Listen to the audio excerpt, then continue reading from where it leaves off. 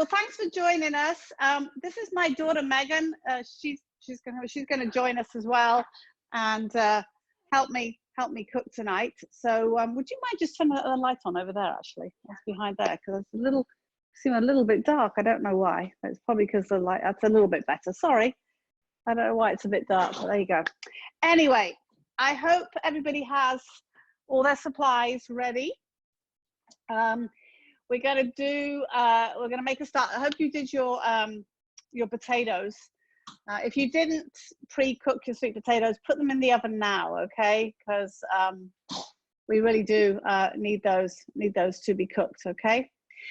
We're gonna start with the scones, the ginger scones, and we'll do that, and we're gonna macerate the blackberries as well. All right, so why is the screen doing that, Meg? What does that say? What does that say? Oh, there we go. What does that say? I'm just trying to clear this thing off the front of my screen. Sorry. All right, there we go. All right, that's better. I don't know why it did that. Okay, so your ingredients for this now. Hopefully you can be able to do this in your mixer. We're doing a fairly small recipe. So it might be a little hard for it to mix. You might have to do a little bit of it by hand. But we have our blackberries here, and we're going to macerate those in a minute. I have my 10 tablespoons of flour in here. I have my 1 tablespoon of milk and cream in here. On the recipe, I do apologize. I changed the amounts down, and it's 2 tablespoons of cream altogether. And in the recipe, it says add 2 tablespoons, then 2 tablespoons. It should read 1 tablespoon and 1 tablespoon. All right, it's only a tablespoon, so it's not going to make a huge amount of difference, but I just wanted you guys to know that. And then baking powder, your ginger. Now with your ginger, what I want you to do with your crystallized ginger is to cut it into small pieces. This is a little tricky because it's a little sticky, but you do want to chop it into small bits, otherwise you can have great big chunky bits in your scones, okay? Preheat your oven to 350 as well. I think I did mine. Megan, could you check for me?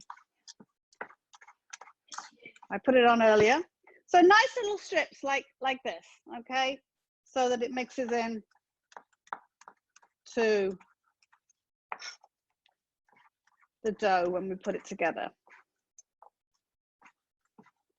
I love crystallized ginger. I was eating some of this before I put it in here. I could eat it on its own all the time. I think it's wonderful. I love ginger, so particularly when it's sweetened.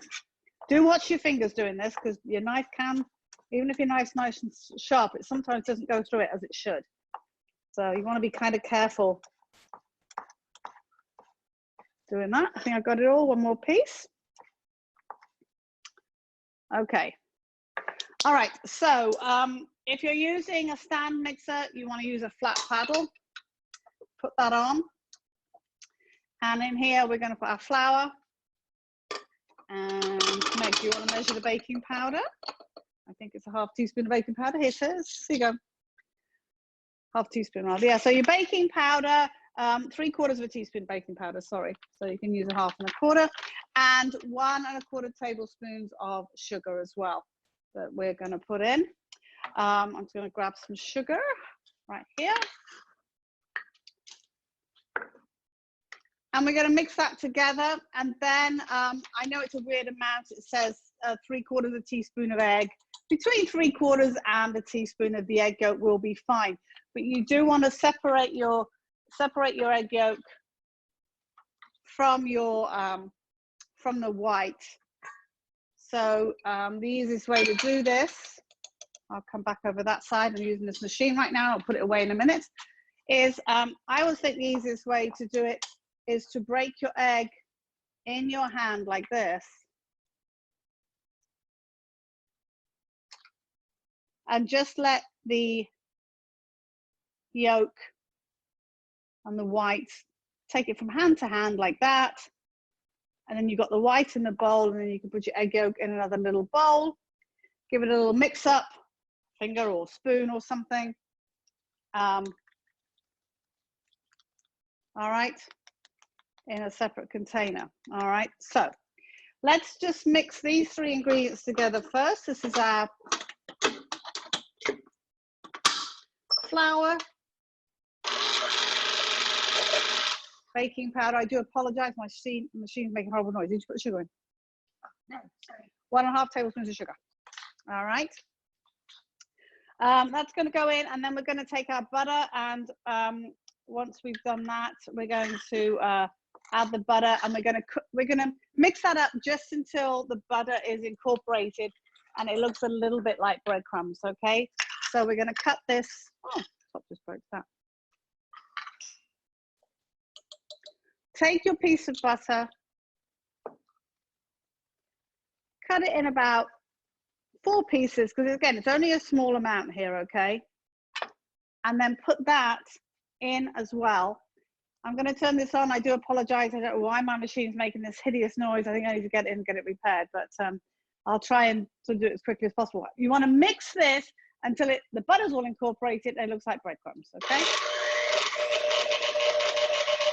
It's a little better, my machine, when I have it on high. That's why I've got it fairly high.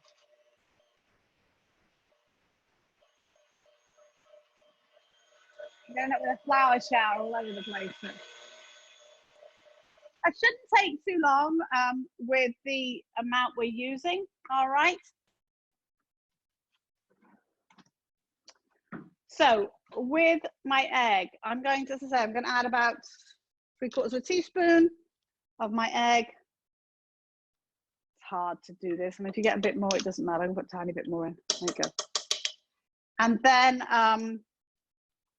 my cream and milk mixture, 1 tablespoon of cream, 2 tablespoons of milk.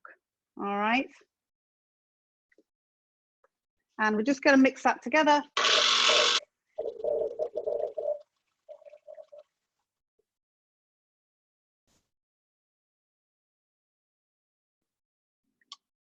Just before it finishes coming together, take your ginger and throw that in as well.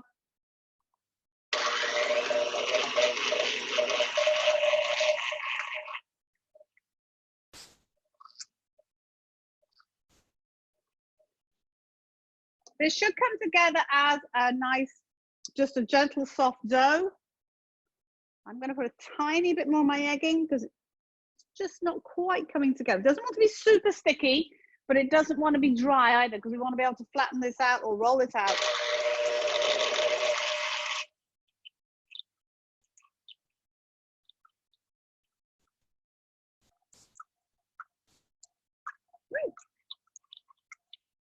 All right.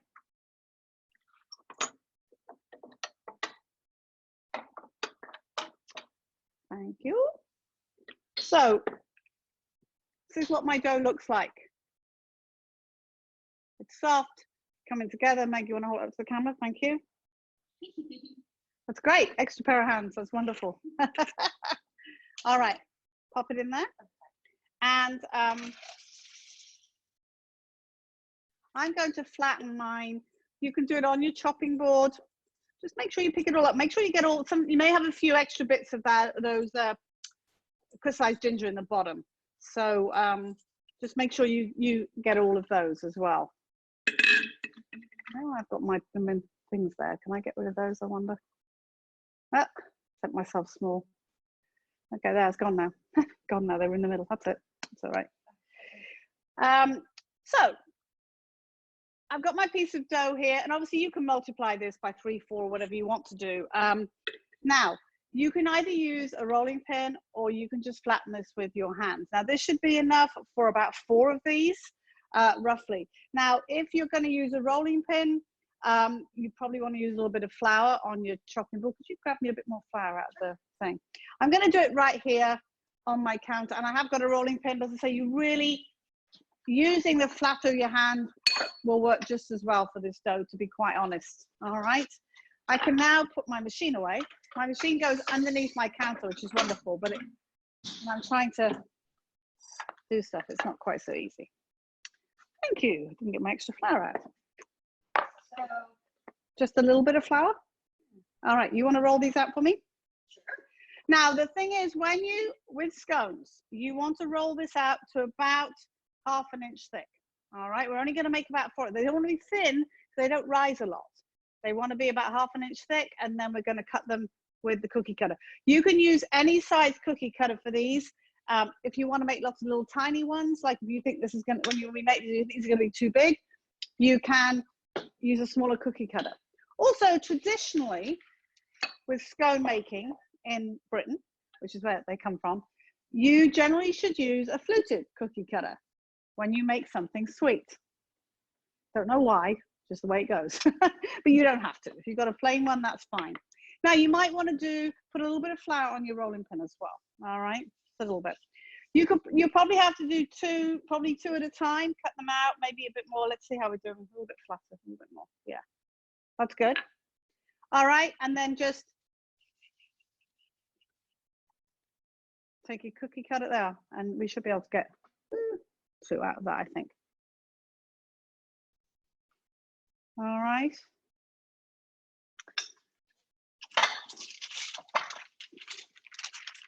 All right, and then I'm going to put them on here. A little wet, isn't there? But never mind.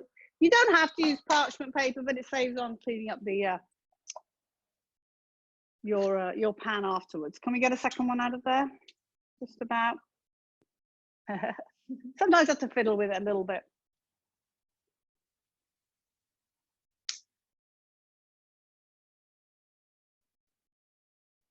Okay, all right, looks good. Right, and then 1 or 2 more, depending on what you want to do. Maybe we'll just go with 1 more. There's only 3 of us, but maybe cut that and just do 1 more. Now, while she's doing that, I'm just going to wash the fruit, okay? Normal way. Give it a rinse. And I'm going to dry this in some paper towel because we're going to let it macerate in sugar and stuff. All right, now that little extra cup of cream there, we are going to take my pastry brush, which is here. Now, if you don't have extra cream, you can use a bit of egg to brush the top. But if you've got egg or cream, either way, sorry, if you've got cream, you're just going to brush the top of that with a little bit of cream. All right. And then, never done cream before. Yeah, cream is nice, particularly with something sweet. It's kind of nice. And then they're gonna, preferably don't spill it all over there, just like Megan did, but you don't want to do. Now, with your blackberries, I probably have a bit more here than I really need, but I'm going to do them all anyway. Some of these actually do have some stems on them, so do check them out and see if they do. Now, you want to do these in a shallow bowl they'll fit in the bottom of. All right, once your oven is at the right temperature, these can go in for about 10 minutes. All right, you've got time on? Yeah. All right. Sorry. So for the raspberries,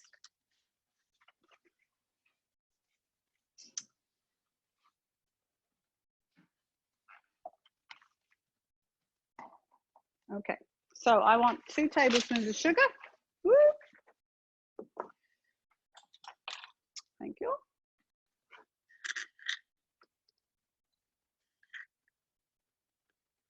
Now, in something non-metal, because you're going to add the rum and it has acid in it. And hello. Sorry, yes. I'm sorry, we missed something with the ginger. Where's that supposed to go? Oh, it goes in at the end. If you've taken the dough out, you could literally knead it in. If your stuff is still in your mixer, then put it in at the end, and just mix it up until it's incorporated. Okay, and slow down. Did you just cut the cookie things and put them in the oven flat then? That's the part I missed. Yes, just with your, so roll your dough out to about 1/2 inch thick. Okay. Use your cookie cutter, cut them out, 3 or 4 of them, and then put them on a cookie sheet and brush them with a little bit of extra, either your cream or a bit of that extra egg yolk, either just the tops. All right. Okay. Do we grease the cookie sheet or ungreased? You can, it can be ungreased, or you can put a piece of parchment paper on it if you want to, which will save it getting sticky. All right. I'll slow down a bit. All right. I'm going too fast. I want to taste now. I want to taste good. All right. So while you're doing that, guys, I'm just slowly mixing the stuff together for the blackberries. Okay. No mad rush for this. I have the sugar and I have the rum in here, and I'm going to put the blackberries in this. All right. So not your cream, not your confectioner sugar, just sugar and your blackberries. All right. This is what I've just had, about 3/4 cup of blackberries. I've got a few more here. I'm going to stick all mine in. I can always eat them for breakfast. Alcoholic blackberries in my oatmeal tomorrow morning will be absolutely wonderful. So, do you both have your scones in the oven? If you don't, let me know.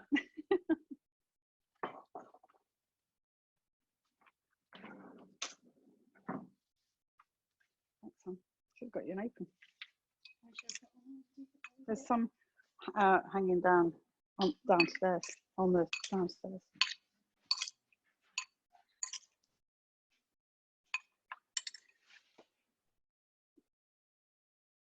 There's my blackberries with the rum, and you could use any alcohol. I thought I had some cassis, but I didn't, so I use rum.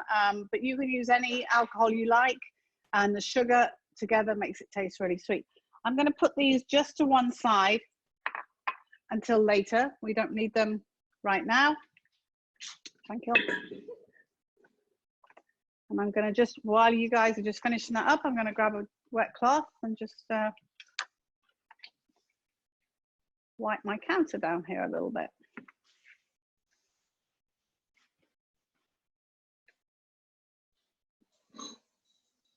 Just make sure you put a timer on those scones, because you do not want them to overcook, all right? They take a lot less time than you would think, really.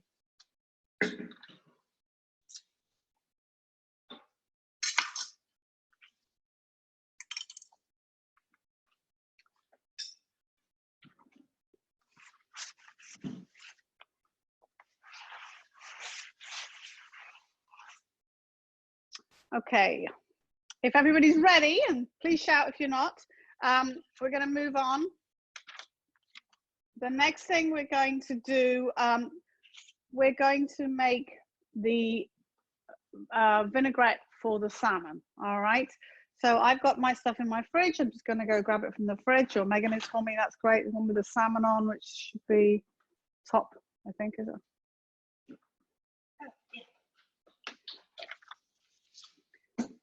This is our marinade, which has, we're not going to cook the salmon yet. This is just the marinade with the crushed pineapple in. All right. I don't need that. Oh, that's, yeah, we do need those later. All right, yeah. Okay, so just grab the recipe and we'll just go through the ingredients for this marinade, okay? For this vinaigrette, I mean, I'm sorry. Let's get the right page. Okay, so basically the vinaigrette is everything except the salmon, all right, and the olive oil at the bottom. So we have lime juice, extra virgin olive oil, soy sauce, shallots, sugar, pineapple, tomato, a little bit of jalapeno, which you can leave out if you want, or put less in or put more in, and about a tablespoon of basil leaves, okay? And again, this wants to be mixed in a bowl that's not metal, because of the acid in it. We don't want to do any metal, particularly when we're letting it sit for a little while. All right. I do have to grab my soy sauce, which I didn't get. I'm going to put a little bit in here. Let's stick a bit in there. There's the fish sauce. I forgot to get that. I'm not as organized tonight as normal. So all the vinegar ingredients are all just going to get mixed in here. All right, so I've got a lime here. 2 tablespoons of lime. You can eye this if you want. I don't seem to have any seeds in here, so I'm just going to do it straight up. You could put a strainer on the top here if you wanted to, but I'm going to roughly, yeah, usually about half a lime is usually about 2 tablespoons, but it really depends on the lime. I've probably got a good, yeah. You can always add a bit more afterwards if it doesn't taste right to you. So that's one alternative, okay? Thank you very much. Got my soy, goodness me. All right, so that's my lime juice, olive oil, 2 tablespoons of olive oil,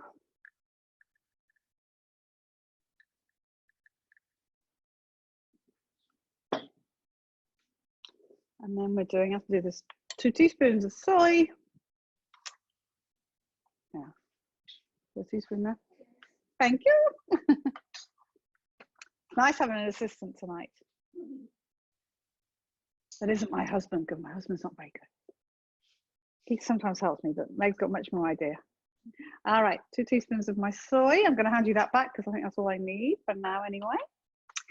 And then shallots. Now, if you couldn't get shallots, onions work just as well, or scallions would work fine as well. It doesn't really matter. A shallot is just it's in the onion family, obviously, and you can tell that by looking at it, and it just has a milder taste really than onions, okay?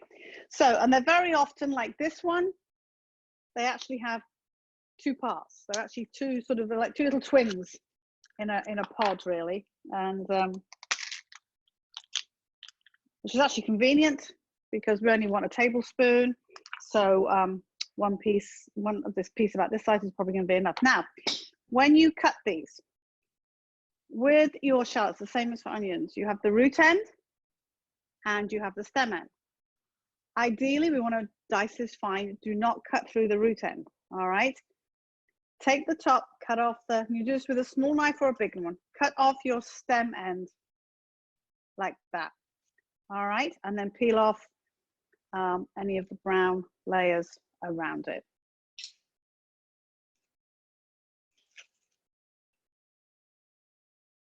We're going to be doing this with an onion again later as well, so you'll have 2 chances to do this.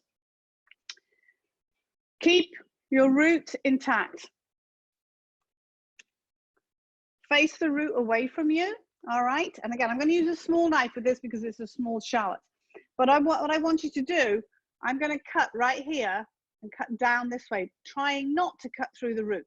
I'm cutting slices all around it, but not cutting through the root. It just means it holds it together and it makes it easier to cut it and get more even sized pieces, okay? So I'm going to go like this. Oh, I see, for the scones. All right. So can you see what I'm doing? I know it's kind of hard to see, but I'm doing little cuts all the way around like that. On both sides. It'll be easier to see when you see me do it with a big onion later. And then when you use tablespoons, I'm just going to mince this up, all right? Hold your knife like this, small little slices, and all those pieces should come away already minced up. And the beauty of doing it like this, as opposed to just hacking it all and trying roughly to chop into pieces, all your pieces are going to be different sizes. You do it this way, and pretty much your pieces should all be the same size. All right. You did that without cutting yourself. Good job. So that goes in. I'll probably go a bit more than a tablespoon there, but what the heck? I like shallots. So we have those in. Was that the things that are done? Yeah. I'm going to check your scones, see how they're doing. Bottom or top half? Yes. I think I made mine fairly big, so I think they need a couple more minutes. I'm going to give them another 2 or 3 minutes, I think. I'll just do it on here.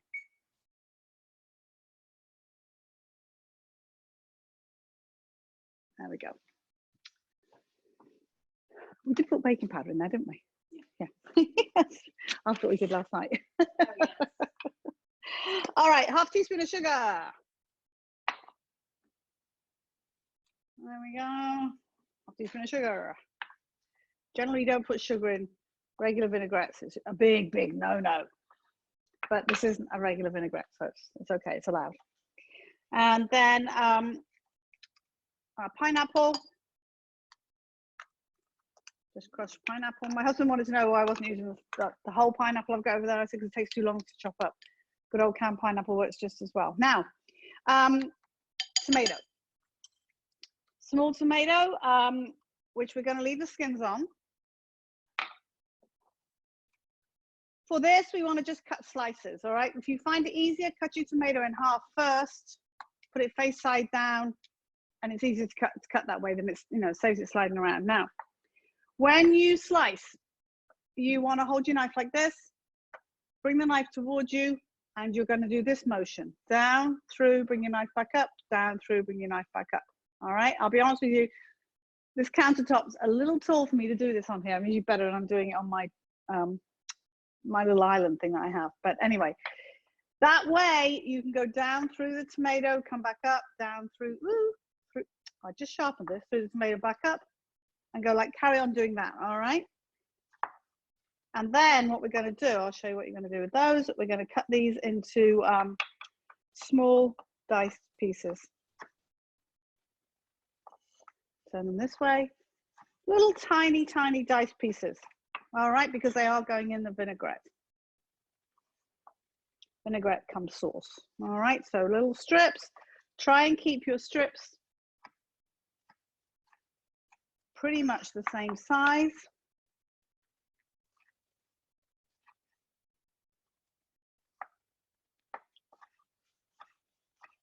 One other little tip as well, try and keep your hand turned this way as opposed to this way.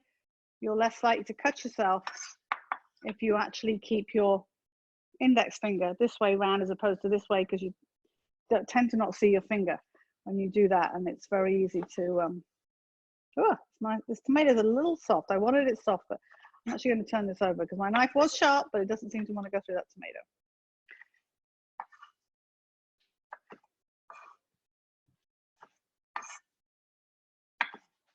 And then we're going to turn the other way, and I'm going to dice those too.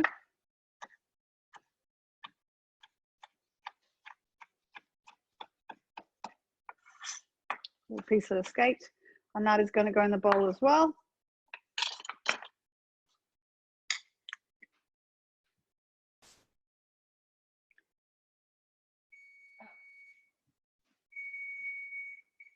Let's take a peep at these. Ooh, right. Jeez. Nope, mine still aren't done. I don't know, something wrong with my oven or something, but it's weird.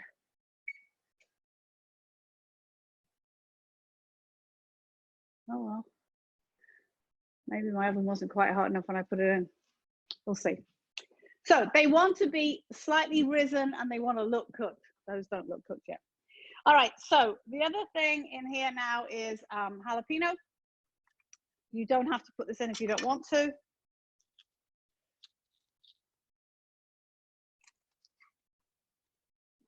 But it's up to you. I mean, if you want to add it, you can. You really don't have to. All right, if it's too hot and spicy, you don't need to. But if you are going to do it, make sure you cut it really, really small. So make little, tiny, very skinny strips.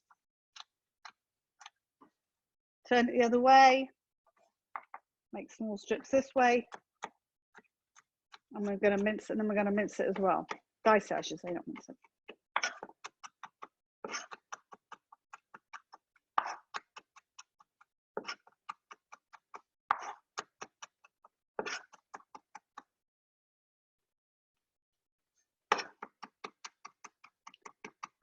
Small as possible, okay? When you dice, put the flat of your hand on the front of your knife and rotate your knife backwards and forwards. Put that in. And then finally, a little bit of basil. About a tablespoon of basil. This is out of my garden. I managed to grow something. I can't usually grow anything, but I did manage to grow this. Usually, it's a good job I'm a better cook than I am a gardener because, oh my gosh. Same thing, you're gonna mince that. Now the reason I've made this ahead, I want all these flavors to marinate together so it all tastes really good when we go to eat it, okay? So that's why it's always good to make it ahead. So mix all that together, and then we want to season with a little bit of salt and pepper. Ooh. Salt to taste, whatever you want. To taste means you have to taste it. All right. Now you might want to taste it now and then check it again in a few minutes just to see. Tiny bit more. Let that sit. Actually going to pop it in the fridge, let it sit and let the juices and the flavor come together, okay?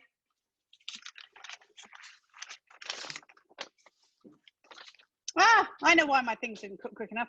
I preheated my oven to 350 instead of 375. My bad. I was wondering why they weren't cooking. I thought there's something wrong with my oven. Oh well. Okay, so I'm going to put my fish back in the fridge for now because I don't want it to sit out too long. Now I'll try them, see if they've worked. Hopefully they have. Yeah, that's better.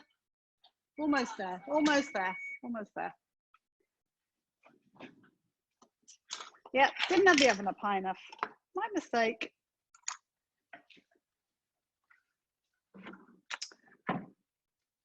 Okay, I'll just wipe my counter off. And I'll put my, oh, there it is. This. So good, so far so good, everybody, right? I'm just assuming unless I hear from you. All right, so next we are going to make the panzanella salad. This is an interesting salad because it has bread in it and we have grilled vegetables. All right, so I'm going to get May to get that one out of the fridge. It's a big one. It's got couscous on it and veggies on it as well on the left hand side there, I think. I love this salad. I think it's really, it's really nice. It's a little different. I can get it there. All right, you want to pull those scones out for me? I've done that. That should be good. Now, for this salad, it's nice to use a yellow squash if you can get them, but zucchini squash will do just as well. As far as the pepper goes, I opted for an orange one. I think a red, orange, or yellow are the most colorful, but it really doesn't matter. If you have to, use a green one, it's no problem. And then they can just sit over there, actually. Yeah, you can show them. All right, there's our scones. As I said, they don't rise a lot, so that's why we have to not make them too thin. And then they're just slightly colored on the top, and they should be, that's it, yeah, not squishy. Thank you. You're welcome. And red onion. You could use white onion. The red onion just looks prettier. The bread we're going to use, I made today. Where did I put my bread? Oh, down here. I just made this. You don't have to have made your own bread. This is just a little ploy for my bread making class next Saturday morning. If you want to join us, I can teach you how to make good bread. But anyway, I made the loaf of bread, so I'm going to use this that I made. All right. But the interesting thing with this is we are going to use a grill pan, or you can do it in a dry skillet as well if you want. Or you can do it under the broiler. The problem with doing it under the broiler, though, it takes a long time, but you can do that. I have this, which is a cast iron skillet, which works really well. Okay. I do have a griddle here, but I'm going to use this because for this anyway, because it'll get the grill marks on the bottom of the veggies. All right.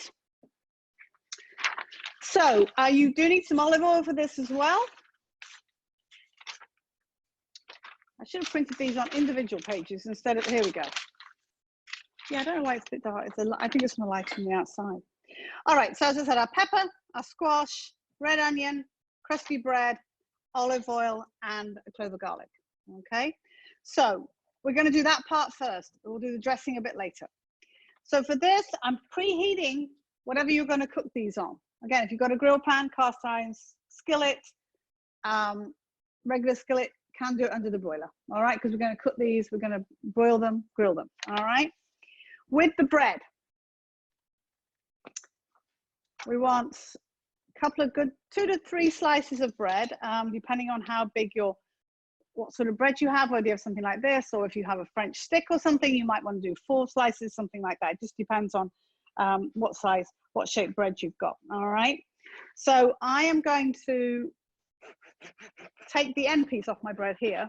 We'll eat that later with our dinner. All right, whoa, look at that. I made this with a starter I've had all during lockdown. I made my own starter. All right, so I am just, because this is fairly big, I'm just going to do 2 slices of this. So this is about the amount you want. Okay, so 2 big slices like that. All right. So what we're going to do is we're going to put those to one side, and then I can grill these first. It doesn't really matter, but I'm going to grill the veggies first. Now, with the veggies, we are going to cut these into biggish pieces to grill on here, okay? And we're actually going to put them in a bowl and put some olive oil on them, all right? So my orange pepper, I'm going to cut it lengthwise, take out the middle,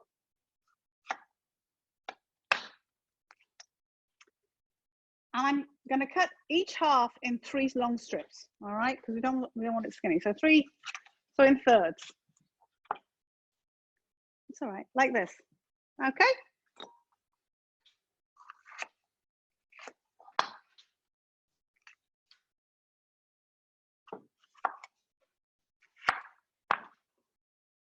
Okay, 3 strips like that. Now with my zucchini, oh, we've got a bit more light. Thank you, Megan, that's great. Yes, that's much better. Now I have a rather big summer squash here, so I'm only going to use about a bit over half. I couldn't get these small ones. I couldn't get them in one store at all, so I'm just going to use half of this because it was huge, okay? That's good, that's great. So for this one, we're going to cut this into about 1/3 of an inch wide strips this way.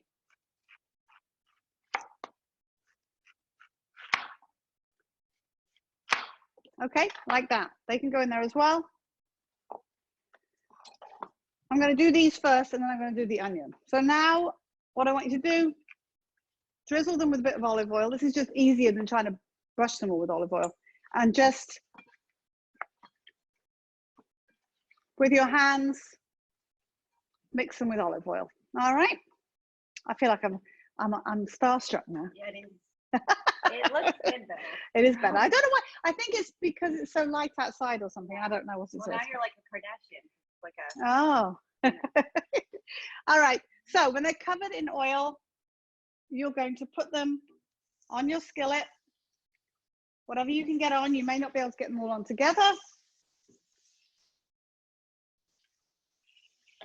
But I'm going to do this first, and then I'll do the eggplant. The pepper afterwards. All right. So fairly high heat. We want them to get grill marked or browned, lightly browned on either side. All right.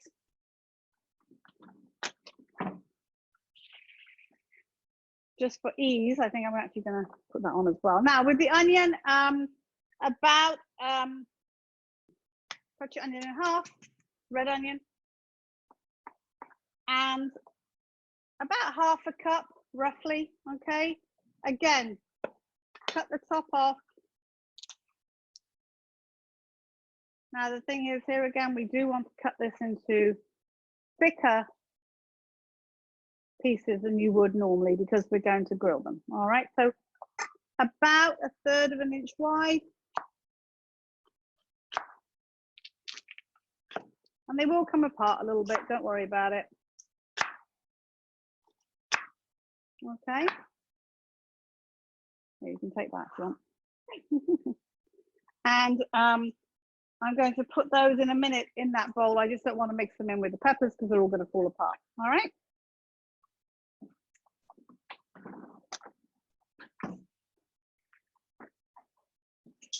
So we are going to gradually cook these. In fact, to be quite honest, you know what I'm going to do? I've got enough room to put my onion on now. So I'm going to mix a bit of oil on my onions, and I'm actually going to put them on my skillet here because then I can get those done at the same time. Okay.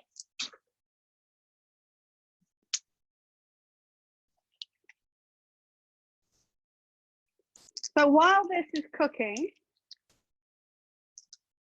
and they're browning nicely, we will look at the other ingredients for this dish, okay? Which are basically what's listed here as the dressing, okay?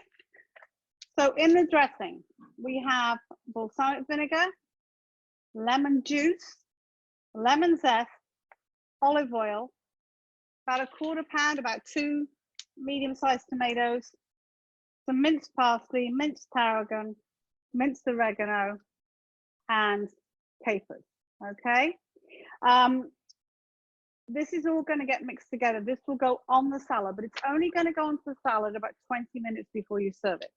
You want it to go on so that the dressing mixes in with everything and makes the bread a little soft, but you don't want to put it on way ahead because it's going to make the bread way too soggy. All right. So we can mix this together in a bowl. And we need, so just keep an eye on these things while you're cooking. We find a pair of tongs. There we go. Just see when you get color on them. Then you can turn them over the other way. Okay.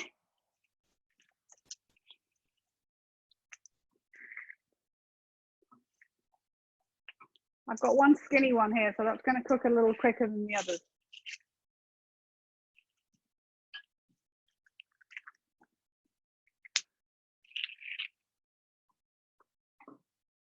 All right, so lemon juice. Cut my lemon.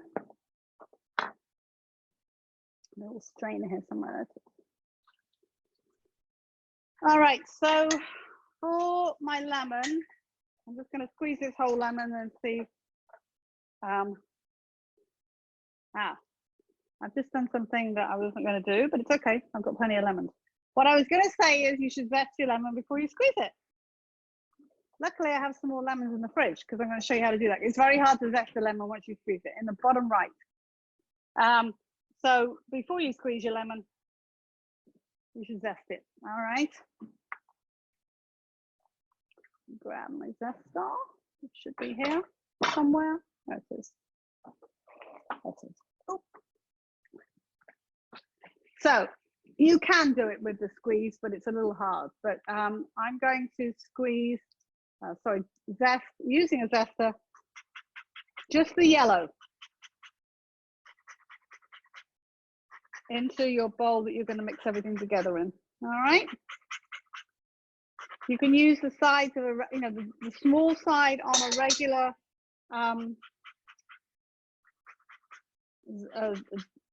zester, or this is a microplane, which a grater. I mean, this is a microplane, which is a little bit more efficient. Okay, so we want about 3/4 teaspoon. I think that's about what I've got, roughly. Probably about, this is nearly the whole zest of a small lemon, really, usually.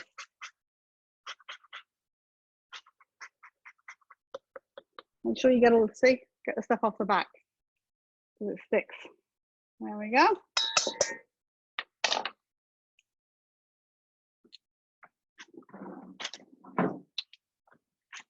So that's our zest in there, and then a tablespoon of lemon juice.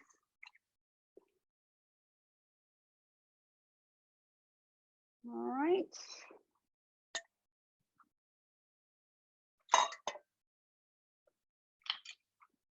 Oops, losing my my earpiece. I have terrible trouble with these things because I have small ears, apparently. So that's why I can never keep the darn things in. So I have to finagle it all around my ear. Ah! It's come out altogether. Hold on. That's it. There we go. That's good, I think. I'll leave that one out. I can hear the other one. So balsamic vinegar, which is there it is. So we're putting in how much balsamic vinegar? I can't remember. Half a tablespoon. Okay. Half a tablespoon of balsamic. Let's check my veggies again. Here's my little thank you. These do want to be soft, by the way. All right. So I'm actually going to take these out and put them on. Let me just grab something to put them in. I'm just going to stick them in here for now. Nice and soft, see? Woo! So my end pieces will take a little bit longer. Now with your onions, they are going to fall apart when you turn them over, probably. But don't worry about it, because you want them falling apart anyway when you don't want them all in one big lump in your salad anyway. So turn those over. That one looks good. And I've got a bit of room on here now, so I can add a couple of pieces of my pepper. Just do that whenever you've got the room.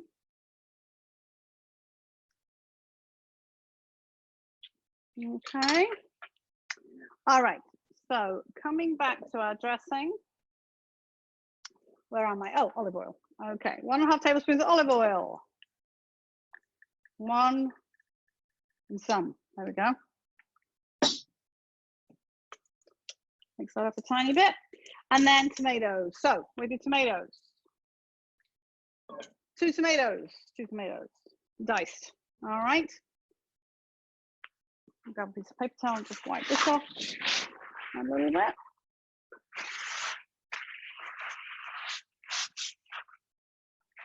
Try not to make too much mess.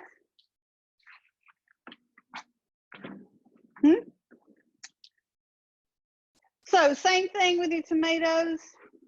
You want to dice them up, so do strips. And then the other way, small little pieces. These are slightly smaller than the one I had just now.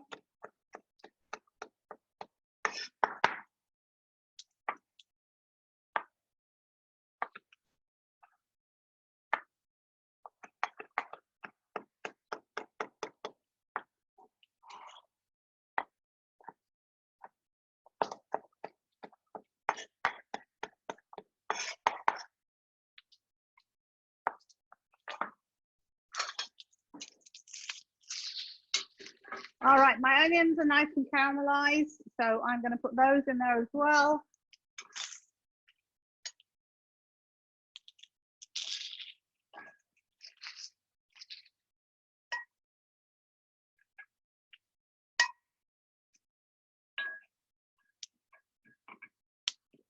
I've got a real fun pattern on the back of this one. Can you see? Got like a zigzaggy thing on it. All right, so I can get the rest of my peppers on here now. And again, they're going to go on both sides. Obviously, they're not going to lie completely flat because they're peppers. But again, we want to make sure we char those nicely. So those is a dressing. It's kind of, doesn't really, I mean, it's not a true dressing because it's got the tomatoes in it, but it's just kind of that idea with the tomatoes and all the other stuff in it. All right, so those are going to go in as well.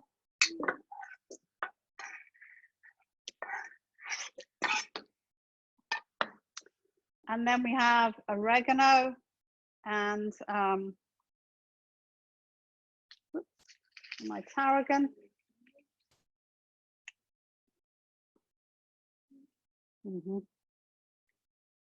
Put that all together, and then I actually had some minced parsley already from the other day. So flat of your hand, rotate your knife backwards and forwards. Okay.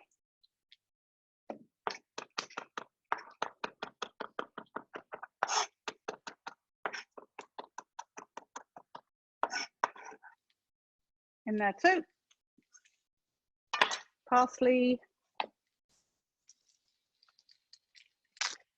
can never remember amounts, always have to check. About 2½ tablespoons. It's about 1½. These sort of things doesn't matter if it's slightly more or less. We're not talking jalapeno, we're talking parsley. It's not anything too terrible. The only thing I've got to do is the capers. Okay. Right, the rest of my yellow squash is nice and soft. So I've just got my peppers here now, which I'm going to leave on there to finish. Could you rinse that out? Would you mind? Thank you. Capers.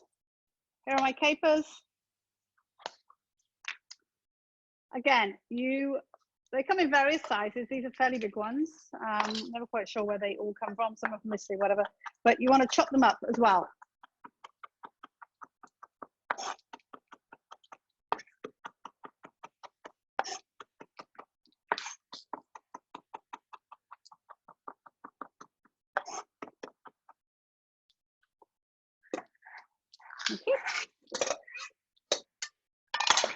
Okay, so everything in there? Yes, we do. So as you can see, it's kind of, yep, thank you.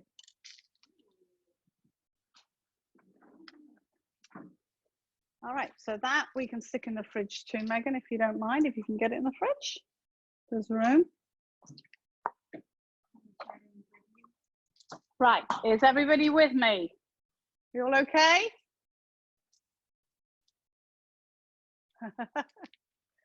Also quiet. You can hit the go to the gallery view. Yeah, I know it's hard to tell. Yeah, let me see. Hit the gallery view there. All right, you guys okay? Thumbs up, I can see you now. Yay, good. All right, we'll go back to me then. That's it. Okay.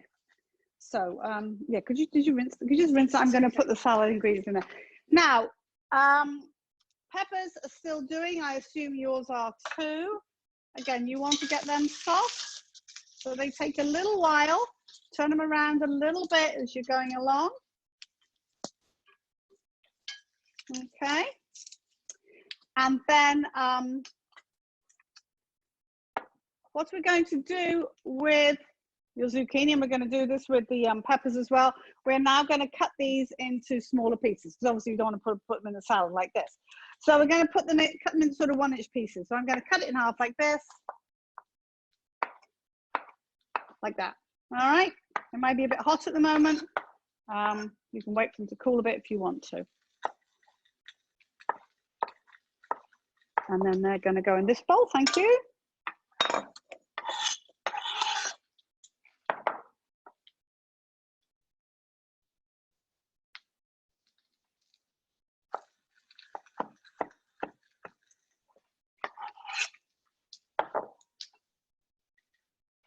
That was just the other half of the bread.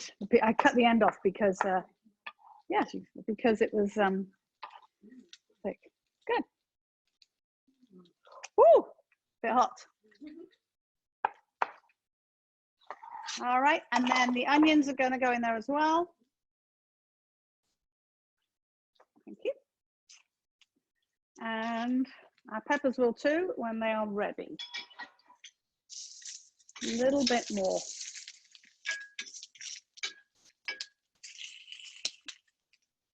Now, I think I can get 1 piece of bread on here. So I'm going to we're going to brown these as well. So I'm going to put 1 on there with no oil on, all right, just as it is. That is just going to toast on there, all right, till it's toasted. And then what we're going to do when they are done, we're going to take a clove of garlic, cut it in half and rub it on the bread, all right, which will give it a nice garlicky taste. Rinse out my spoon. There we go. You're snacking on bread, are you?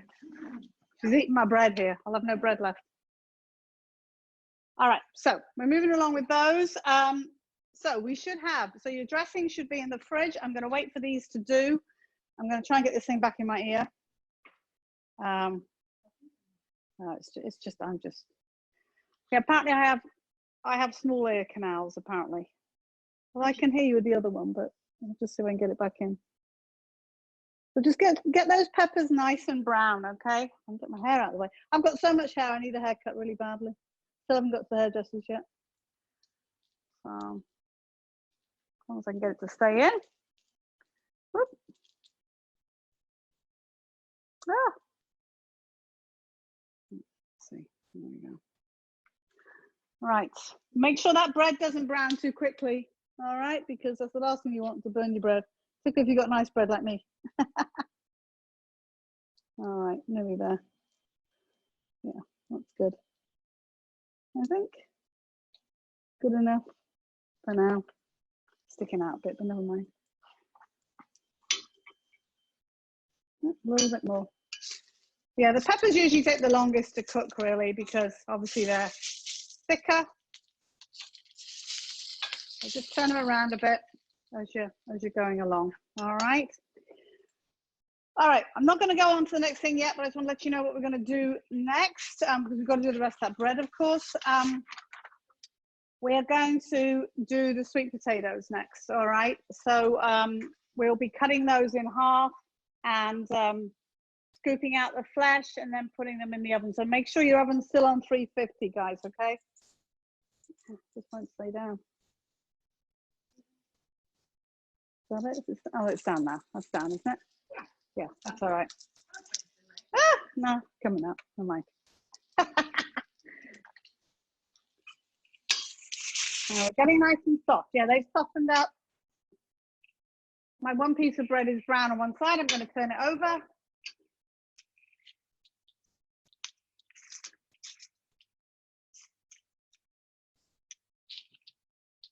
Yeah, that one's done. So we're going to do the same thing with these when they're ready. All right, about 1-inch chunks, and they're going to go into your salad bowl as well. All right, when you're ready with those. Okay, I am going to slowly move on to the sweet potatoes while we're waiting for those to happen. So I did mine a little while ago, so mine are actually nice and cold. So I want you, I'm going to cut the end off this because I've got a big pointy end on there, but you want to cut them in half.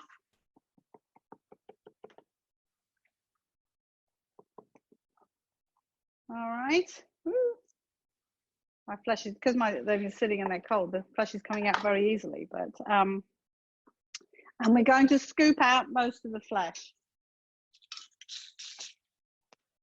And I'm going to put them, have I got another bowl over there I can use? Biggest one I need, actually. I can use one of these here. I'll use this. There you go. So what I want you to do is to scoop out most of your, most of your flesh, all right, from your sweet potato. Leave a little bit in. Because mine I've done a little while ago, a lot of mine sort of separated from the skin, but that's okay. That's okay. I'll leave a little bit in there.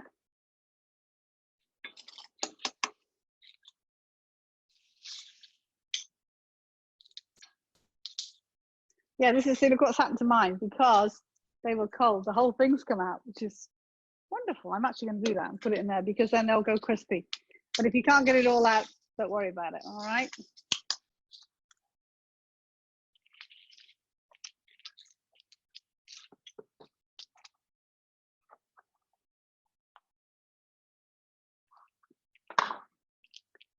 All right, so, oh yeah, that's the way to do it. Do it way in advance and they all come out nicely. So, we've scooped them out. You have your 4 skins, maybe with a little bit of flesh in, maybe not. If you don't have any skin in them, what I want you to do, as mine sort of all just came out because they were cold, just rub the inside. A little bit of olive oil, that'll help to crisp them up, all right? And then I want you to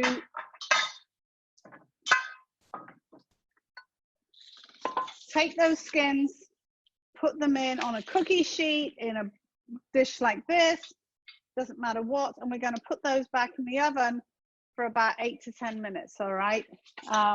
to crisp them up a little bit.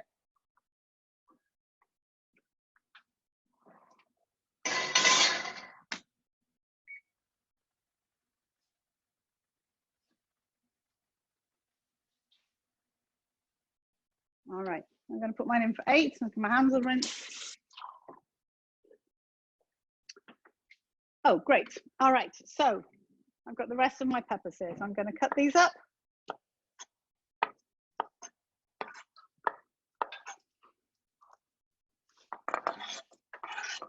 We're nearly done. Yeah, that's good. That's great, actually. That'll be enough. Thank you. It's all right. Asbestos fingers.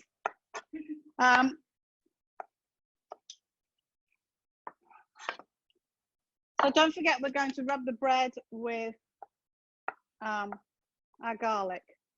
I'm actually going to pass it over to Megan. She can do that. Woo, they're hot. So just cut your cloves of garlic in half like this, and then take the cut end and just rub it all over the both sides. All right. And there's another one there if you need a second one.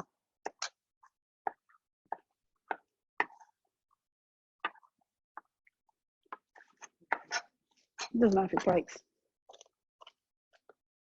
All right, so there's my veggies in there. The bread is going to go in there in a minute. Let's just check this one. Almost. All right. Oh, it smells great. Hopefully yours does too. Smell good? And then we're going to cut this into cubes, and that's going to go in there as well. All right. This smells good. It smells. Oh, wonderful. Yes, that's good. All right.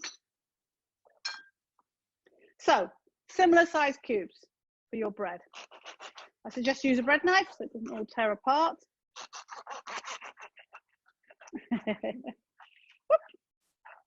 And then cubes as well.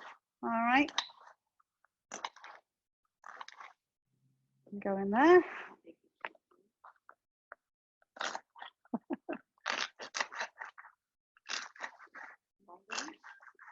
There we go.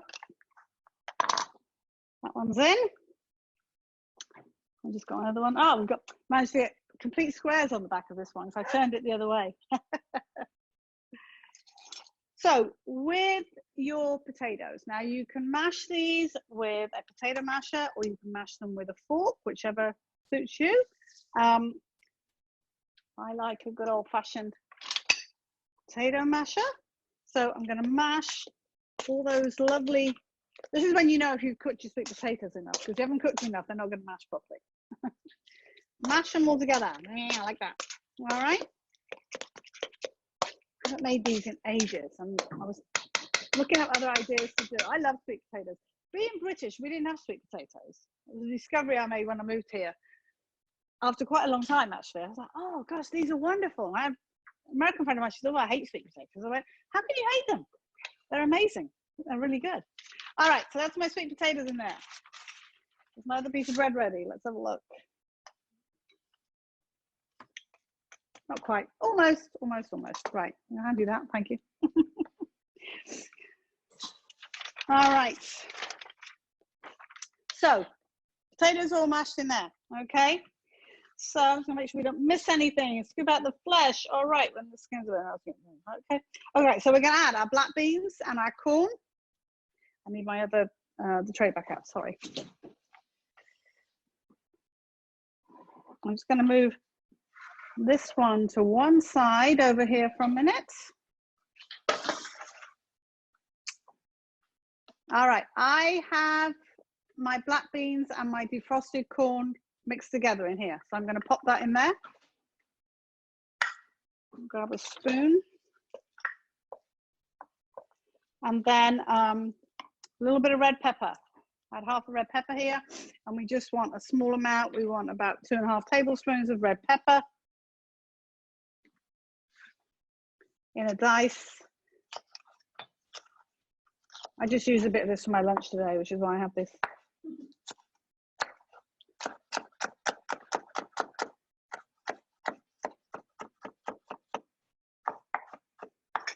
Yep.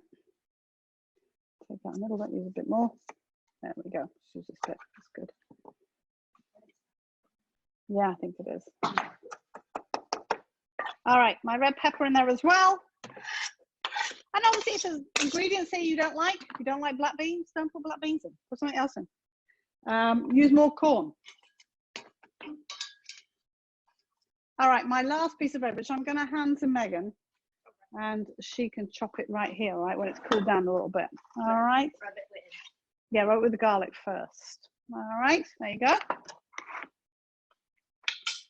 All right, I can turn this grill off right now. This is real. I'm going to do my salmon on here later, but I am going to turn that off. All right. So, a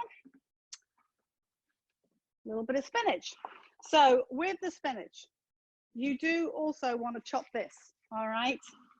Otherwise, you're going to have great big pieces. So, tip it out. You can just grab it together in your hands like this. It doesn't want to be minced. It just wants to be chopped. So, just take it and slice it through like that. We've got a little bit more than I need here. That's probably enough. Let me go. Put me all that bit.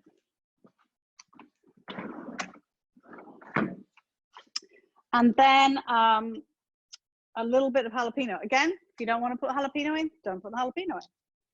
Personal preference. Checking on my, I think I put the timer on. Yes, I did. Good. So again, finely mince if you're going to use a jalapeno. So cut it into small pieces first.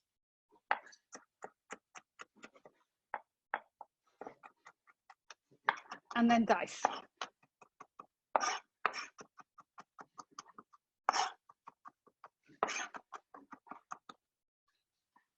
In there. Now this is all going to get mixed together. All right.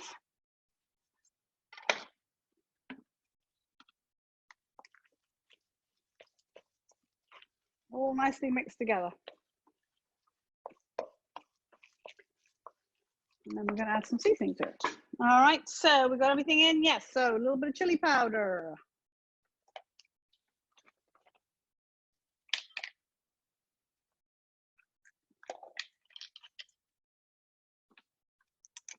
Got a half there. All right, half a teaspoon chili powder. This is a quarter teaspoon here, so I'm just putting 2 of these in. Hi, can anybody else hear Gaynor? We can't hear you. You can't hear me We can't hear you. at all? We can't hear you. Oh gosh, hold on, let me see. I'm not sure if it's our side or yours. I think it must be you. Jane, Susie, can you hear her? Can you other guys hear me? Yeah, they can. They can. Oh, it must be us. They Must be can. us. Yeah, All right, we I think it's Oh, us then. sorry. Oh, you sure you haven't? Well, I don't know what you would have done. Huh. We're gonna try and we're just gonna try and leave it.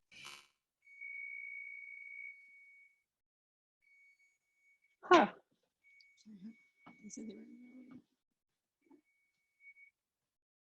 Oh, sorry about that. Gosh, yeah, I can hear people. Oh, it's weird. Yeah, I think so. Amy, you said you could hear us, right?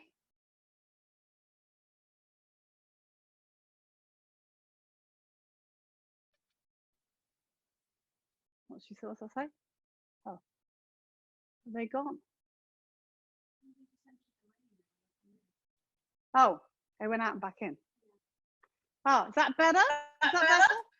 Better, thank you. Oh, Sorry. good. That's okay, no problem. All right, so we have, so are you okay with where we are, Amy? Good, okay. Yep, All we're right, good. so We were a little ahead good. for once. Oh, good. All right, so I put the chili powder in. I'm gonna put a big pinch, not that big a pinch. A big pinch of paprika in. A little bit more. A pinch of cinnamon. Don't go too mad on the cinnamon because you don't want it, obviously you don't want it too sweet. Pinch of cinnamon. Yeah, I think that should, they should be done actually. And then pinch of cumin. All right, I think that's it, right? Yep. Yes. Pinch of cumin, large pinch of cumin. I love cumin. And a little bit of olive oil. All right, do you want mitts? Where do they go? And then just a tiny drizzle of olive oil, all right? And mix that back all together. Oh, lovely. Yes, those are great. All right, you put them right there. Just crisp them up a little bit, and then I'm going to fill them with our mixture, all right? Get a different spoon. I've got a regular spoon to do that. So, make sure you don't burn yourselves.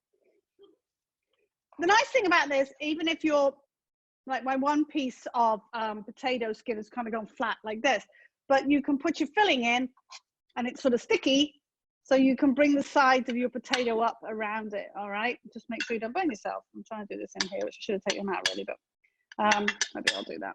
That'd be better. I think probably better take them out of here. Less likely to burn yourselves, all right? All right, thanks, Meg. Ready? All right, there we go. Yeah, a little easier to work with out of here. So, as I say, if your thing did go flat, then don't overstuff them, but kind of reform it with the filling in the middle, because they do tend to, because all my filling came out. That's why if your filling didn't all come out to your potato, and I think that's because I did these about 2 hours ago and they got completely cold, which was great for me to cut them, but it also meant that I suppose with the sweating, they all the filling came out, so that's why they didn't hold their shape. But that's okay. We're going to make them back into potatoes, looking gorgeous. All right. These, to be quite honest, are a meal in themselves. They're very, very filling and really lovely, but they are quite filling. So divide it between the 4 or however many you've got, and you know, if you think, you know, fill it up a bit, stack it up a little bit. Now these are going to cook for about 25 minutes. I'm going to leave it a few minutes to put them in, I think. Let me just see how we're doing. I'm going to use that again, yeah. But we'll see. I want to sort of be ready towards the end. All right, so you can play around with them and reform them, all right? I'm going to wait until we've made the avocado drizzle before I put these in the oven. This one needs a bit more.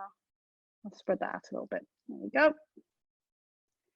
So you just make them look as pretty as you can. All right, and that one go in there. Okay, so we'll wait a couple of minutes and then we're going to put them in the oven because they take about 25 minutes to cook. All right. All right, for our avocado drizzle. Oh, I am a messy cook. Good job I've got someone here to help me. Whoop, missed. Hopefully you have a nice ripe, I should say, avocado. Or as I like to say, avocados drive me insane because they go from being underripe, ripe, bad in that space of time.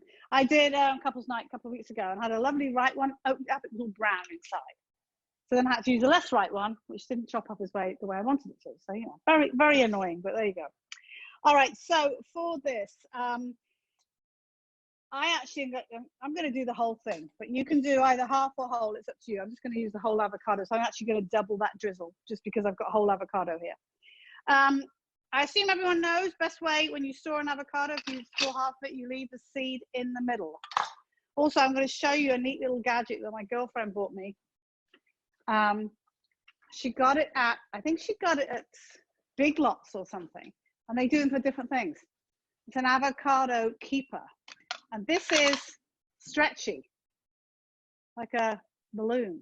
And you can put your avocado in here and then you can slide the top on and it keeps it really, really fresh. And then I've got one for a lemon and I've got one for a tomato as well. So they're wonderful. So she gave them to me as an extra birthday present, I think it was. I get weird things for my birthday presents so I cook. All right, so as I say, I'm going to do the whole one. If you just want to do the half, that's fine. Spoon the flesh out of here.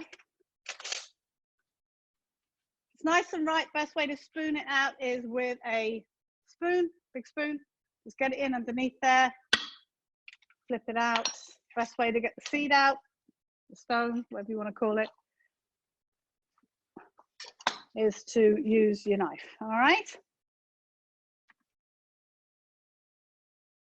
All right. And the other thing as well, when they're perfectly ripe, they come out really easily. When they're not perfectly ripe and they're overripe, they go all over the place. And when they're hard, they don't work. All right. So lemon juice. God, got the wrong knife here tonight for sure. Right. This is what I had my thing in. What did I do with my lemon zester?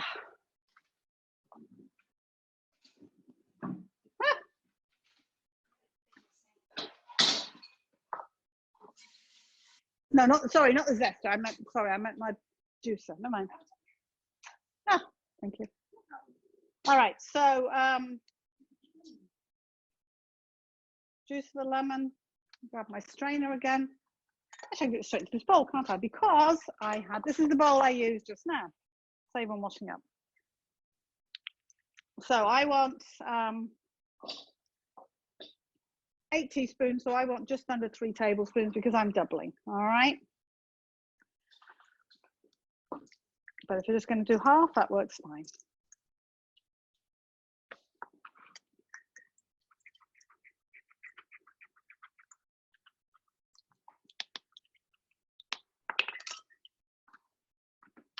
All right, so 3 tablespoons. Here's, I got it. So just short of 3 tablespoons, roughly. 1, 2. You can do this in a blender. You can even do it in a personal smoothie maker too. That will work as well. And I want 2 tablespoons of water. Just grab me 2 tablespoons of water in there. Thank you. And then we're just going to puree this together. What the water will do, we want it a little thinner so we can drizzle it. So by putting the water in, it helps to thin it out without making it too acidic. All right. Thank you. Got 2. All right. So I'm doing 2 because I've doubled. Okay. So I might blender Sorry? or might puree it. Yes, you can. Yes, put it in your blender. Yes, but make sure you do put that water in because you'll need it in your blender for sure. Okay. Otherwise, it won't work very well. But blender or, as I say, personal juicer thing will work as well.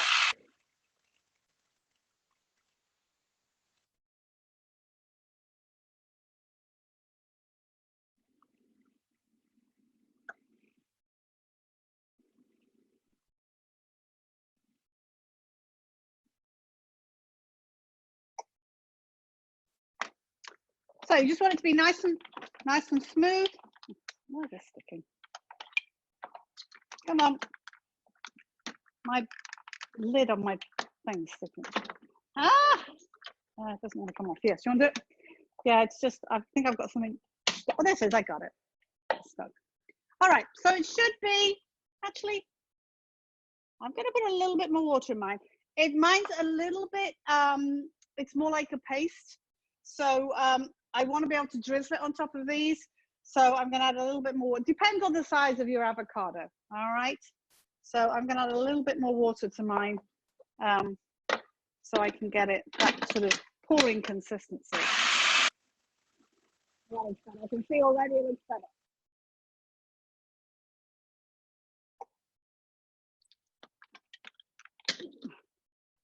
That's better. Yeah. Doesn't want to be too thin, but you want it to be at least that I can drizzle it on top. All right. All right. You want to scrape that? I've got a bit of water in that. Actually, sorry, I've still got water. I'll give you a. So just pop in a little bowl or something. All right, and then should be good. I'm going to. How are we doing for time? Yes. So put your what's this still warm? Put your sweet potato dish in the oven now for about 25 minutes. Okay.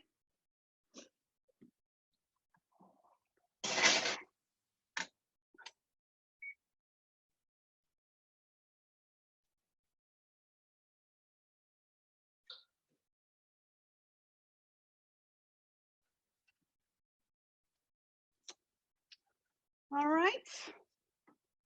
Thank you. Yeah, that can just sit in the fridge or just here. It can sit here, makes me quite honest. Be fine. Okay. Yeah, those were there by mistake. They were sitting on there. It's just I left them. My fridge was so full, I ended up with some yogurt sitting on the top. All right. I'm going to wipe my station down again, and then we'll see. Everybody good? You guys good?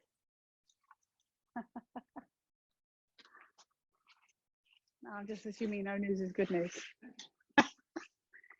All right, just cleaning up a little bit.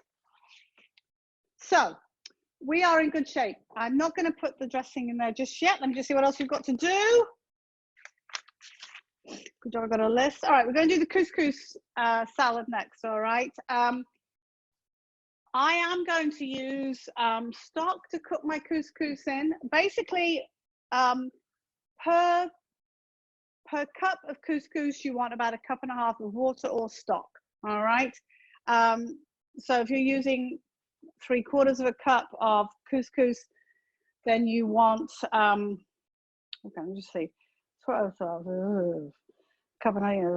18 tablespoons. So you need 1 cup and 2 tablespoons of stock or water, all right?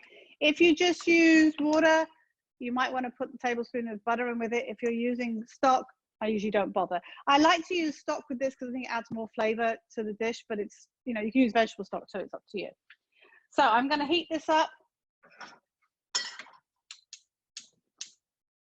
And what you do is you're going to heat it, bring it to a boil, and then you're just going to throw your couscous in it, cover it, and let it sit until all the liquid is oh, there's the right one, is absorbed. Is that the right one? Yes.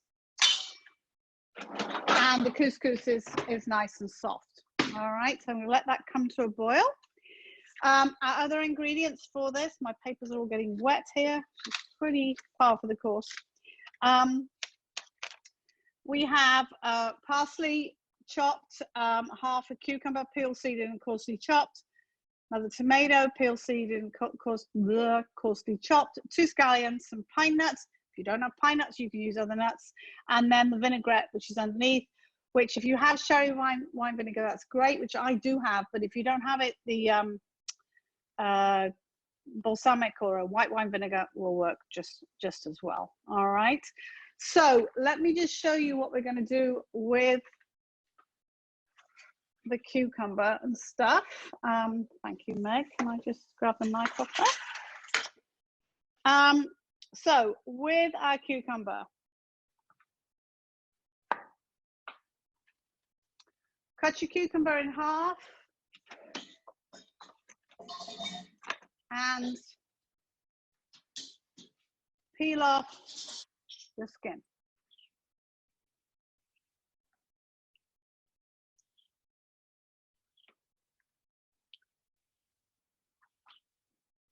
And then cut it in half lengthwise, all right?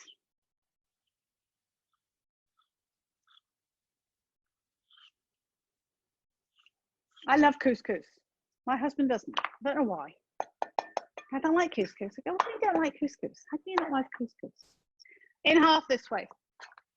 All right, my water has just come to a boil. Once it comes to a boil, I'm taking my couscous, dumping it in, turn the heat off,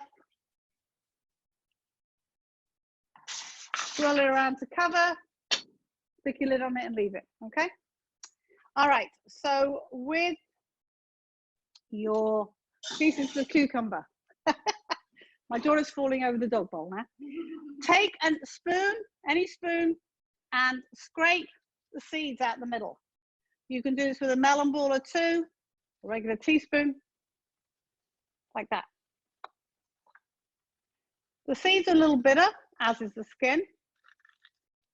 So this is a very sort of common thing to do with them. Don't need that, okay. All right, so I'm going to coarsely chop this. So I'm going to cut this in strips this way. Don't want it too small.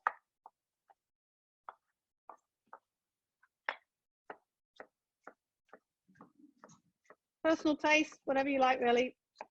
probably, I don't know, 1/2-inch size pieces, something like that.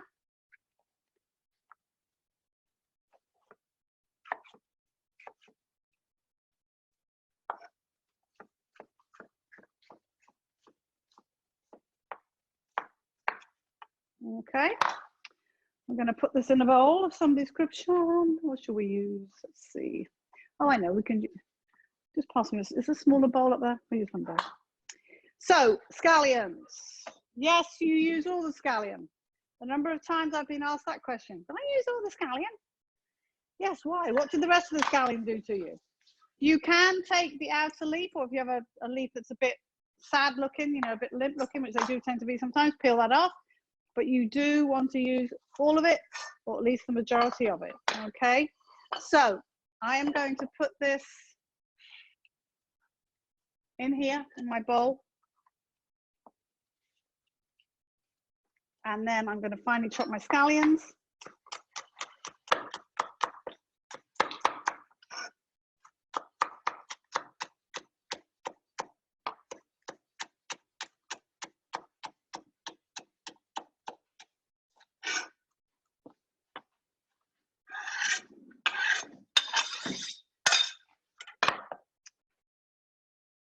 And I have my pine nuts here. They're going to go in as well. And cut up my tomato. We've got tomatoes in a lot of things tonight. I don't know why that was an accident. It wasn't actually intentional. Good time of year for tomatoes, though. So this I'm just cutting, again, cubes. Not quite as small as the last time, but just cubes.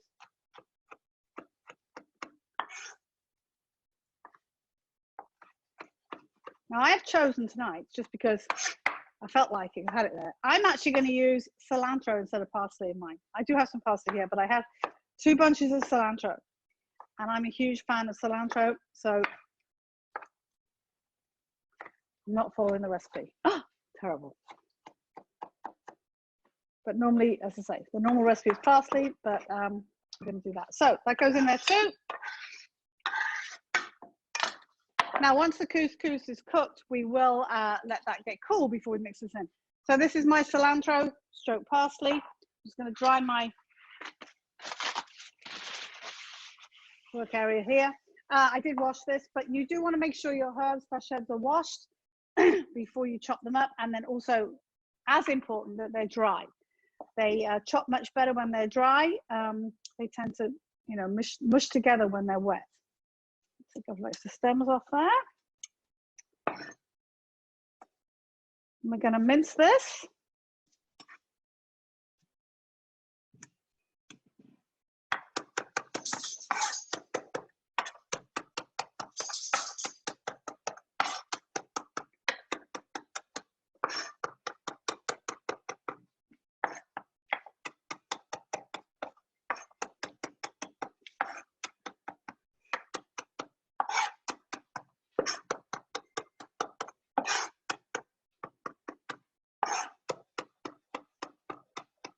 Nice and small with this, okay?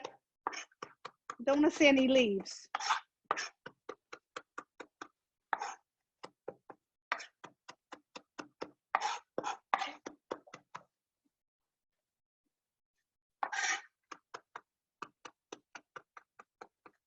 All right, that's going to go in as well.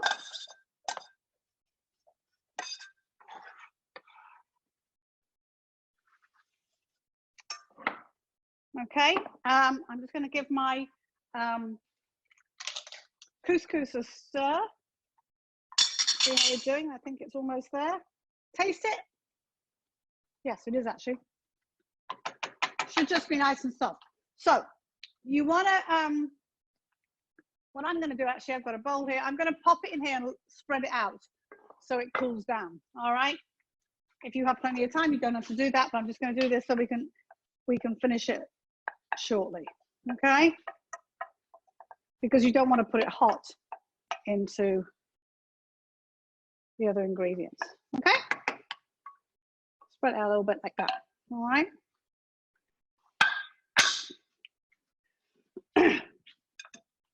Now the vinaigrette, another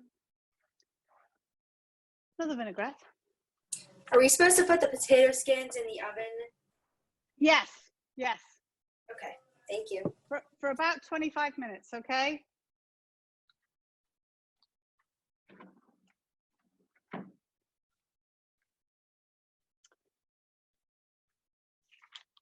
Okay, what I want you to do is put your grill back on, whichever grill you're going to use, on a low heat. So I want it to heat up before we do the salmon. So put it on fairly low so that it gets nice and hot before we do the salmon. All right, not quite there yet, but good to do it while we think about it.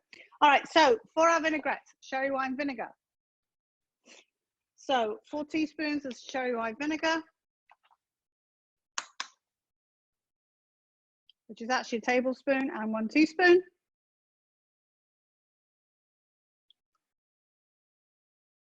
Okay. 2 tablespoons of olive oil. What's the tablespoon? Oh, that'll do.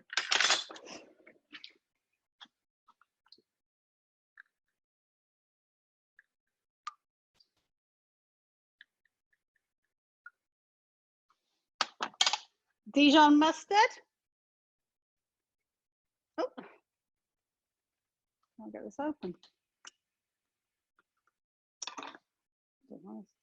I'll get it here. Teaspoon of or half teaspoon of Dijon, sorry. Oh, yeah, half teaspoon of Dijon. All right. Yep. There we go, half a teaspoon of Dijon. And just want to whisk it together, all right? And a little bit of salt and pepper. Is that rain? Sounds like it's raining again. Tiny bit of salt and pepper. Okay, so that is ready now for when we put the salad together. Okay.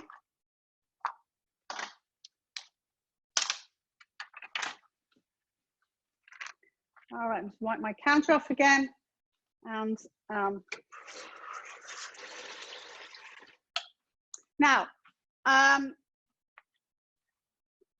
going to show you how we're going to put the scones together. I would suggest that you don't put these together until just before you're ready to eat them, because you don't want them to get soggy. I've actually have my, I have some cream already whipped.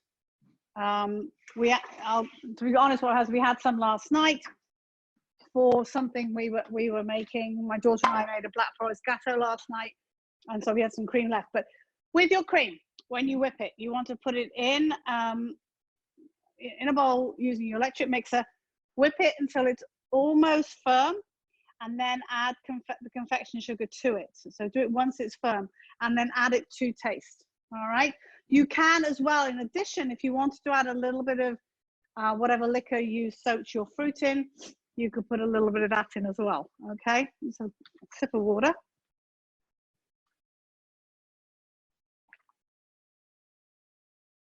Okay. So I'll do one of these.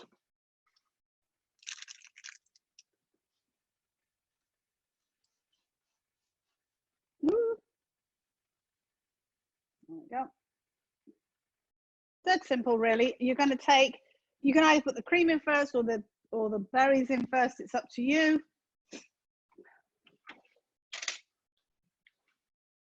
If you really wanted to, you could pipe your cream in. It's a lot of work, but there you go. And obviously you could use other berries for this. If you'd rather use raspberries, then use raspberries, by all means.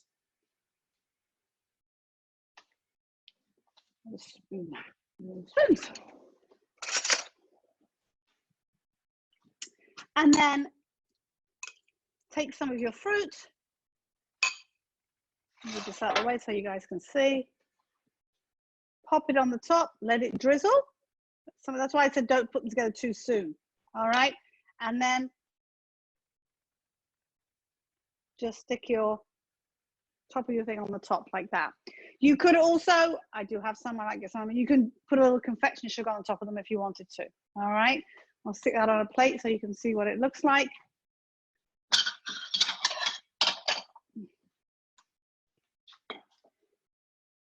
And of course, you could put a couple of blackberries on the top, or one blackberry on the top, or something like that if you wanted to. Then sprinkle with confectioner's sugar, whatever you wanted, really. Okay. Nice summer thing. Blackberries, it's something is a little different. Obviously, raspberries work fine. Strawberries, blueberries would be good as well. Any way you like, really. Okay, so that is those. All right. Hopefully now your see how my couscous is still a bit warm. What I'm going to do now is I'm going to move some of this mess out the way, and what I'm going to before we cook the salmon, put your panzanella salad, get your, wherever you put your the dressing with the tomatoes, and then put that on this now and stir it, and that should be good for the, I'm just going to taste this to see.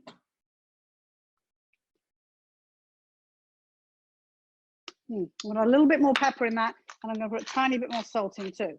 But taste it before you do that, because it's had a chance to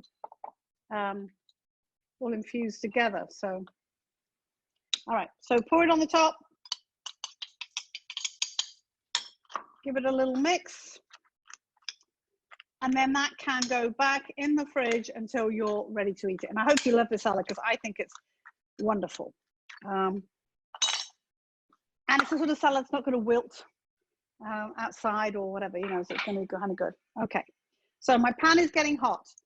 I am going, the salmon is the easiest thing to do. It's so easy to cook, as long as you don't overcook it.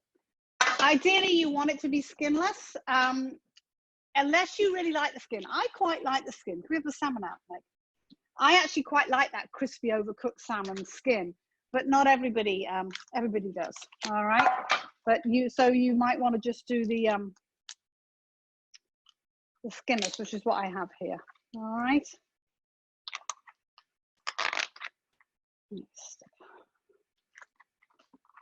All right. Ooh, there we go.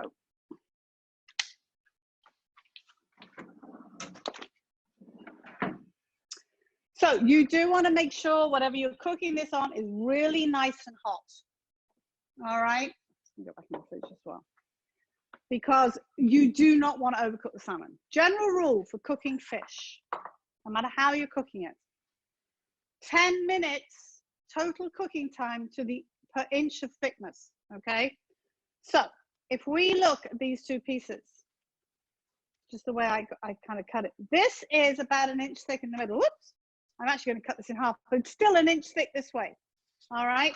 So we are going to want to cook this for about 10 minutes, 5 minutes either side. This one is about ½ inch.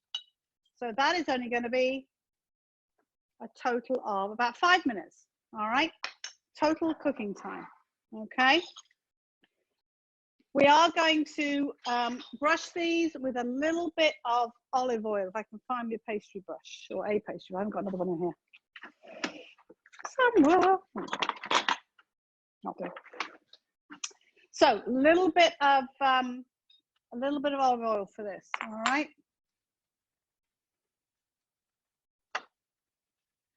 So you want to oil your fish, not your pan, because it will smoke. All right. If you're doing it outside, it's not so important. So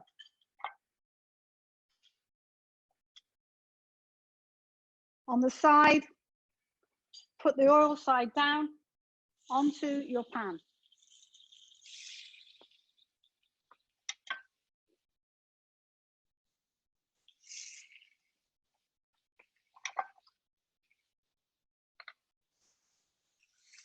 Okay. I'm going to set my timer here, so I'm going to do 2.5 minutes aside for the smaller pieces. Okay. Had a lovely tidy kitchen earlier on. Don't know what happened. So my couscous is cool now, so I'm going to add that in with my other veggies. This also benefits from sitting for a little while, actually.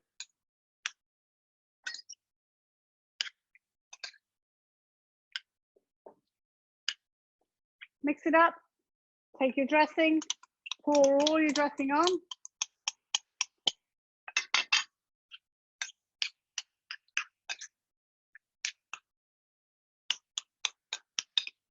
Some of your couscous might be a little bit lumpy, so make sure you break up those lumps.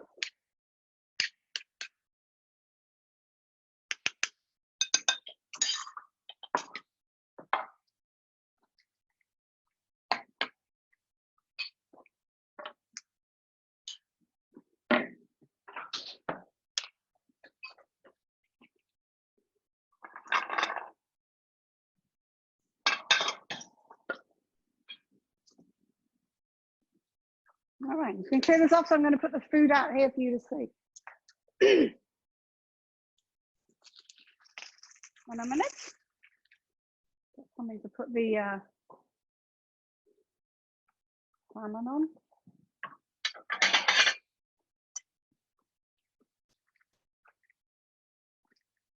Any questions, guys? Anyone got any questions? You all okay?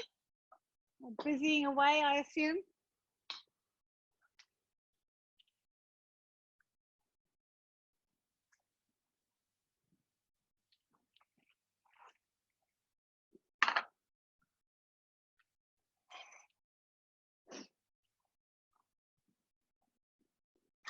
I don't. What are the other ones are these? Yeah.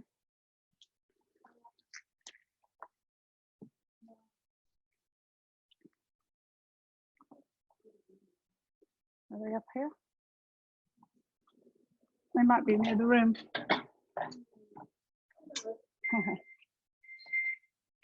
Okay, that's my 2.5 minutes. So I'm going to turn my pieces over. The small ones, okay? The thinner ones. Ooh, what I do need to do, remind myself, a little bit more oil on the other side. Oh, I lost my pastry brush again. Good job, I got 3 pastry brushes. All right. Remember to oil your second side, all right, guys, because it will stick.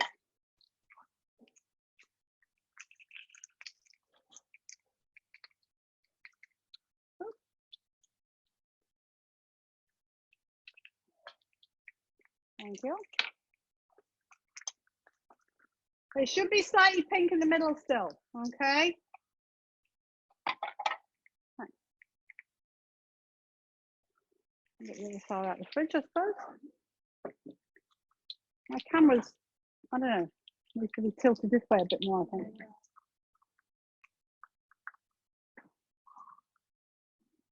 I'm just put them together like that. Yeah. So you guys can see. Right, so I didn't do my timer.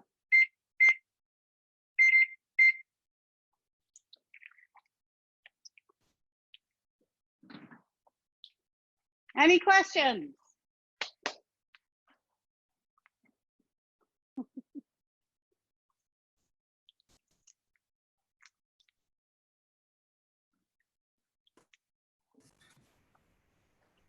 Yes, a question, I hope. No? I do have a quick one. Yes. I'm allergic to dairy. Okay. So I substituted a lot. For the Right. cream, I substituted the fat of coconut milk. And Right. the flour, I used my gluten-free flour because I'm gluten-free as well. Right. For anxious to see, it still looks really good. And I used, instead of couscous, I used quinoa. So Oh, would right. you have Yes, made it yes. Would you have made Oh, it any different substitutions? No, I think the quinoa is a great idea. Funny, I actually had some quinoa here and I was only thinking today, oh, I could have made that with quinoa as well. That's a good idea. So you used your gluten-free flour. Did they work all right? Did the They look scones great. work okay? We haven't tried it, but Oh, good. they Good. look really That's good. Yeah. Yeah, I've tried a few things. We tried to do a gluten-free class once and it went once and then it didn't go again after that, you know. So yeah. it's unfortunately why we didn't do it. I don't know, you sort of people think they want to do classes with it and then they don't, you know, so it's kind of weird. Right. So that's, I think, yeah, so it's kind of strange. All right, I'm going to turn my big pieces over now. There we go. Yes.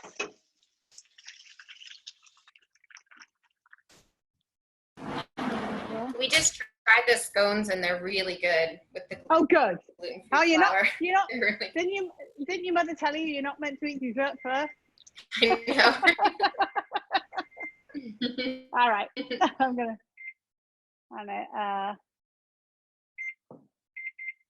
All right. So with your salmon, and of course you can do this on your barbecue as well, if you wanted to. I'm just going to wait for the other two pieces. So these are, can you see the potatoes? So I'm going to drizzle a little bit of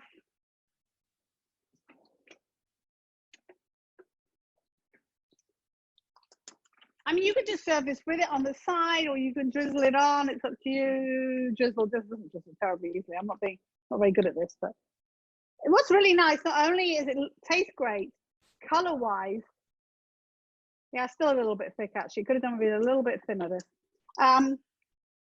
it looks really pretty with the orange and the green. You know, it's very and then just serve the rest on the side. Yeah, if I had a bit thinner, it would have drizzled a little bit more easily, but never mind. So just serve that extra on the side like that. All right, let me see how my salmon's doing. I'm getting there. So what I'm going to do, what else? Where's my other dressing? Do I do it back in the fridge? Oh, great. Thank you. All right. So we're just waiting for the salmon, and then I think it's only 8:45. We worked fast today. Oh, and Meg's going to decorate now. A little bit of parsley on the top. She's good at decorating. Garnish. This is garnish. I know, I meant garnish. Do you want to put us on gallery so I can see everybody? That's it. I'm going to put me on, there we go. I've got us on gallery so I can see you guys. My salmon's nearly done. Can you guys see the food here, hopefully? Hopefully yours looks similar, I hope.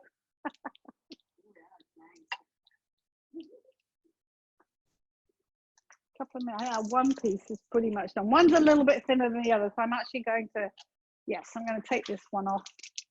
It's always better, I'll be honest, better underdone than overdone, the salmon. It's just not, well, that's the end of it. You do not want to overcook it. Oh, get off the end there.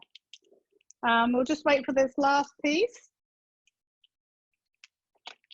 Yeah, it is hard waiting to eat dinner this time of night, isn't it? I must admit. Worth waiting for, though, I hope, in the end.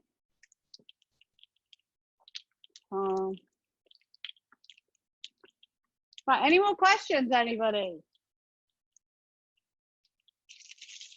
I think this one's almost done. Almost. It's quite funny having such a small class. We usually got about 6 or 8 couples normally. So it's quite unusual to only have 2. But that's why we're not going to do them every week now. With the summer coming, we're going to wait and do another one in July, and then maybe one at the end of July and one in August, I think. So, because we start summer camps on Monday. Heaven help us. So can't say it's my favorite time of the year, but they're all going to be virtual. So at least I don't have to actually deal with the kids personally. So I'm quite glad I've cleared up their mess. Exactly. I just their mum will have to do that for them. But we're going to do a few other things. I've got a few other things on the schedule. We're going to do. I've got another sushi class coming up, a bread baking class, a pie, a dough making class. So we're going to do it like half an hour on Friday night, an hour and a half on Saturday, hour and a half on Sunday, because we're going to do the doughs on the Friday. We're going to. I just turn the time off. Oh, it's this. Sorry. And then out on the Saturday, we're going to make quiches and savory things on the Saturday for an hour and a half with the dough you make on Friday. And then on Sunday, we're going to make fruit pies with the dough.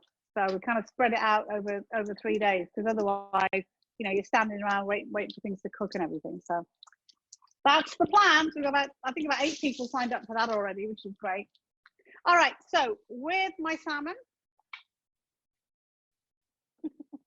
I am going to put a little bit of my dressing on the top, just down the middle like that, and you can serve the rest on the side, or you can put it all on. It's up to you. And you got your pineapple in there, so just kind of nice, you know, just a nice.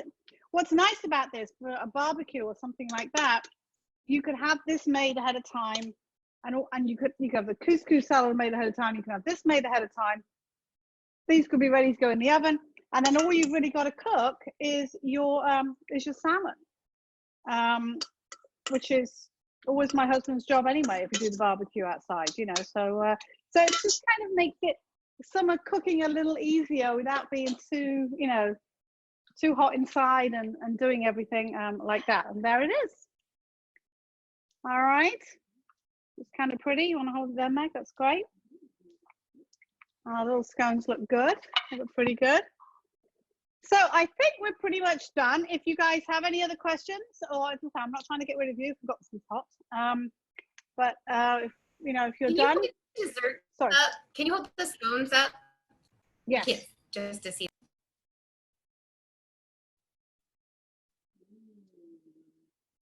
Lots of cream in. Thank you. And they look good. Yeah. There are, and I think the ginger is going to taste really, really good. Who was it? Was Amy? Did you say it was you that you said you ate yours already? Yep. All right. And was the ginger good? It was very good. Yeah. They're good. I love that stuff. It's great. I'm talking with my mouth full now. I've got a piece of bread in my hand. So, well, good. Well, thank you so much for joining us, guys, and we really appreciate your support. You know, at this time with the fact we can't do real ones, and hopefully maybe you'll come and join us at the school for a real one where you guys will do all the work and I'll stand around and do nothing. So we'd love to see you. Love to see you in person. I'm sorry, Sounds what? good. All right. It sounds good. Thank you very much. You're welcome. Take care, guys. Good night. Bye-bye. Bye. Bye.